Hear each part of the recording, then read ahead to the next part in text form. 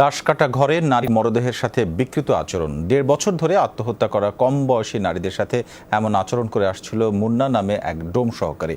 সে কাজ করত রাজধানীর সোহরাওয়ার্দী হাসপাতালের মর্গে। সিআইডির জিজ্ঞাসাবাদে অন্তত ৫ জন নারীর উপরে এমন বিকৃত যৌনাচারের কথা স্বীকার করেছে সে। ১০ দিনের রিমান্ড চাওয়া হয়েছে। লাশ কাটা ঘর মানে মর্গ।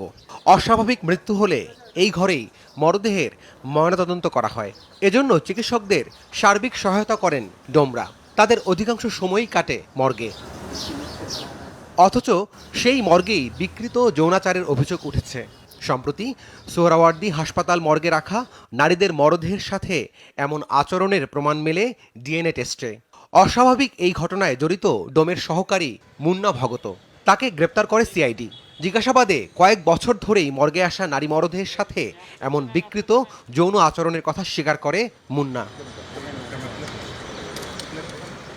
মুন্নার মামা ও সোহরাওয়ার্দী হাসপাতালের মর্গের ডোম যতন কুমার লাল জানান, মুন্না আরও ২-৩ জনের সঙ্গে মর্গের পাশের একটি কক্ষেই রাতে থাকতো। মাঝে মধ্যে নেশা করতো বলেও জানান তিনি।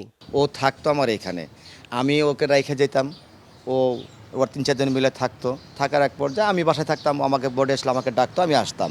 এখন এর মাঝে কী হয়েছে সেটা তো আর আমি জানি না, কারণ আমি তো ওর সাথে ঘুমাইনি, যার কারণে আমার এটা অজানা সব কিছু, আমি নিজেও জানি না। আমি আমার কাজ করি, কাজের ফাঁকে শেষ করে আবার যাই, আবার আসি, আমাকে ডাকলে আমি প্রেজেন্ট হই এখানে। মনোরোগ বিশেষজ্ঞরা বলছেন, এই ধরনের মানসিক বিকারকে নেক্রোফিলিয়া বলা হয়। এই রোগে যারা ভোগেন তাদের মধ্যে এক ধরনের বিকৃত বাসনা তৈরি হয়। এটি এক ধরনের মানসিক বিকৃতি, এটি এক ধরনের যৌন বিকৃতি, পাশাপাশি প্রচলিত আইনে মৃতদেহের প্রতি অবমাননার কারণে এটি এক ধরনের অপরাধও বটে। এটির জন্য একদিকে যেমনি আমাদের আইন শৃঙ্খলা রক্ষা বাহিনী ও বিচার বিভাগের সহায়তা প্রয়োজন রয়েছে, তেমনি আরেক দিকে এখানে মানসিক রোগ বিশেষজ্ঞ এবং সেখানে কিন্তু চিকিৎসার ব্যবস্থাও কিন্তু খুব গুরুত্বপূর্ণ। সামাজিক অবক্ষয়, পারিবারিক মূল্যবোধের অভাব আর মাদকের ব্যবহারের কারণে অনেকের মধ্যে এমন বিকৃত মানসিকতা তৈরি হতে পারে বলেও মত বিশেষজ্ঞদের।